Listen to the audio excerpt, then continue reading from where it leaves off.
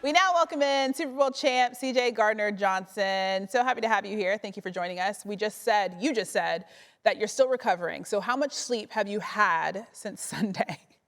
For like 2 hours, 3 hours. Still like, taking it all in. I don't know how you're up right now. This is actually very impressive. I want to Yeah. talk. I want to talk about your teammates, the vibes after the win. Some of your teammates say that you're one of the few who control the aux in the locker room. I saw the celebration on Instagram. What was on the playlist? Um, a little bit of everything.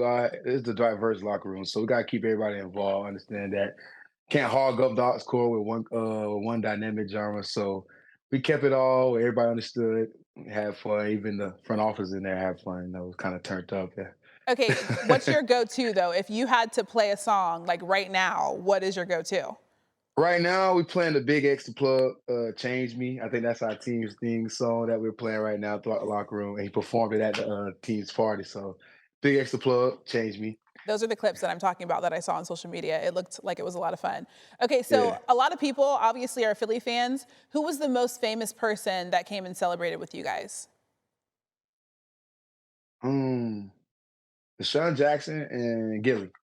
Okay. When those guys came and celebrated with us, seeing Deshaun in the locker room and seeing his emotions because when he was here, doing all the things he done for the organization, it's like you're proud, you're happy. One of those guys who's fought here and understand what it takes to make this fan base happy. And then seeing Gilly, everybody always see Gilly on Instagram, and I always see how like how wild he is.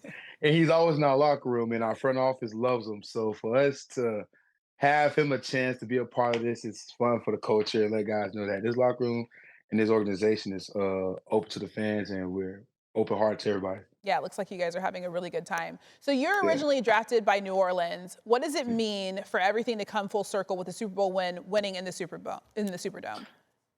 It felt good, being home, playing a lot of front of our family, the team that drafted me. So I just want to go out there, calm mind and mindset to go out there and have fun.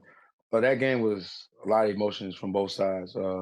Also having Zach there with me, he got drafted there, so I had to keep him calm, even though he's always calmer than me. We just understood what it takes to bring a championship back to Philly, and going there and having to win there before early in the year we knew we want to be at, and then seeing it and living it, it was just so surreal. So I forget whose interview I saw, but there was a teammate of yours who talked about how there was so much conversation about the Chiefs three-peat, and you guys just wanted to shut that down. How much talk of the three-peat was mentioned in the locker room leading up to Sunday? Respectfully, none. The defense was focused on helping Coach Vic get his first win against, I guess, suppose the 0-8 record. It's something that we want to do for Coach Vic, also Coach Nick, but the three-peat really didn't phase us. We understood that at the end of the day, you got to go out and play a game. You can't talk a championship into existence. And for us, it was kind of hard to keep our, minds calm and composed on football. But we understood a lot of people counted us out as they done all year. So can't have a three-peat without us in the way. You can't win, you can't lose and have a three-peat. So you guys Yeah, just had to get the yeah, win. We get it. yeah. Okay, so your boys up front, they got after Patrick Mahomes like we've never seen before. He was running for his life. What were the conversations in the huddle like when the D-line smelled blood? It really started all week in practice. Those guys all week just want something to prove, like going back from 2 years ago. And I kind of felt for those guys up front going back to Super Bowl 2 years ago, understanding that they want to make an impact on the game. And this was the game they felt like this was the chance to do it. They all have a good old line and people was talking about it. So they wanted to find the holes and exploit it, keep them in the pocket as much as they could, let them guys power show up front. Jordan Davis, Milton, Jalen Carter, Sweat, from Nolan, all the physicality they've been showing all year. They just want to go out there and continue to put the dominance on the board because if it wasn't for those guys, man, I feel like that whole D line won MVP and with a dominant performance they did all year, it was deserved for them to go out there and win this game for us. Yeah, for sure. They did an amazing job in that matchup. So let's talk about your quarterback a little bit. Jalen Hurts, he's now a Super Bowl MVP. He's a man of very few words. Even watching him after the win, it seemed like he had to kind of take everything in. What would you say about his place among today's quarterbacks? You got to put him at the top. I mean, the guy overcame so much. Why wouldn't you? I mean, we hear about the Joe Burrows, we hear about the Lamars, the Josh Allen's, great quarterbacks, phenomenal quarterbacks, but this league's about winning championships and production. Time and time again, he's proven people wrong, whether if he was in college, whether he's going having multiple coordinators. People gotta understand this guy played with multiple coordinators going into the Super Bowl. And to see him be so calm all week and hear him talk Saturday night for the team and tell how he felt after we lost 2 years ago, we kind of felt it for him. And you got to put him at the top. I mean, winning is what we all talk about, right? Championships is what we all talk about. So he got a lot.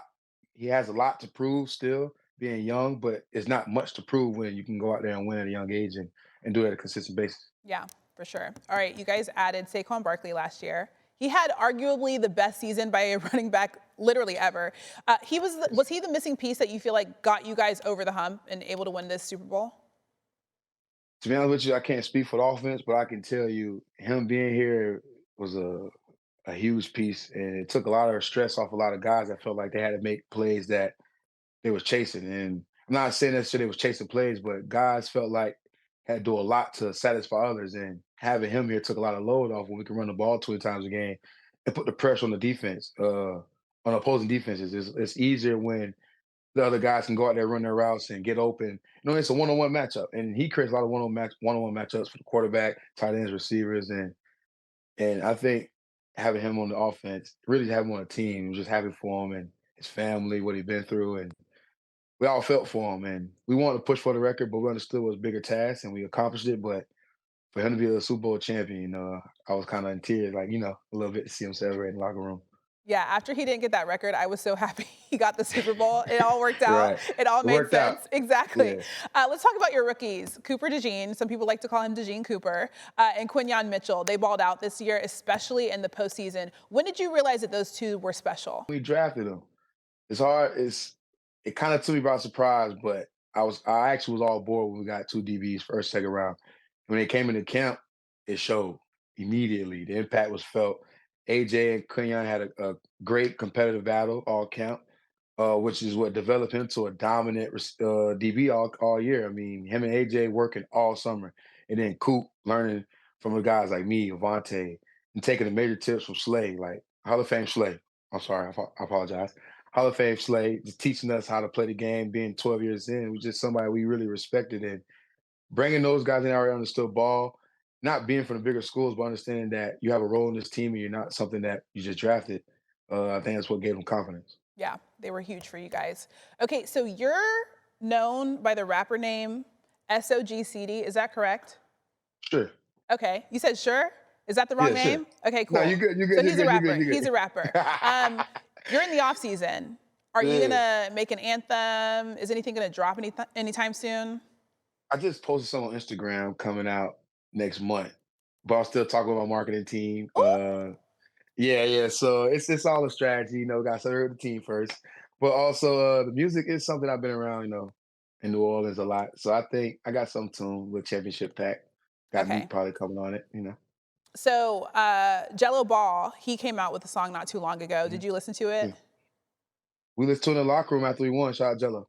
That's one of the things that you put on the playlist. I love that. I was Yeah. gonna ask who you think the best crossover, like rapper athlete crossover, has been. I go Jello Ball because Okay. he's able to impact it and perform it before football games and the playoffs.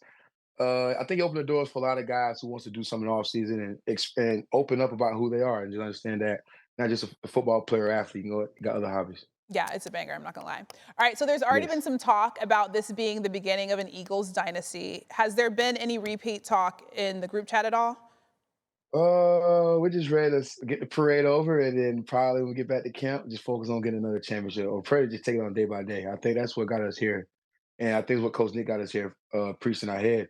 Take it day by day. Be where your feet are. Be in the moment, and understand that the moment can't be too big, and you can't be the greatest. The greatest are your teammates. So understanding that being with each other will help us. I think when we get back with each other in the summer, we should figure it out then. He said, I'm on 2 hours of sleep, okay? We haven't thought about Yeah. next season just yet. Okay, before I let you go, you guys Mhm. completely shut down Travis Kelce in the Super Bowl. The two of you had a moment on the field following a hit that you put on him during the game. You posted on social media. So what more can you tell us about what's going on there? Competitive guys. He's a great, great tight end. There's nothing personal there. Just little football talk, but there's nothing ongoing with that. I hope he's doing good. We'll see him next year, hopefully. All right, we'll see him next year. No three-peat or no repeat talk just yet because he's just on 2 hours of sleep. Yeah, who But he knows? wants it to happen, of course. Yeah. CJ, thank you so much for joining us and congratulations on the win. Thank you.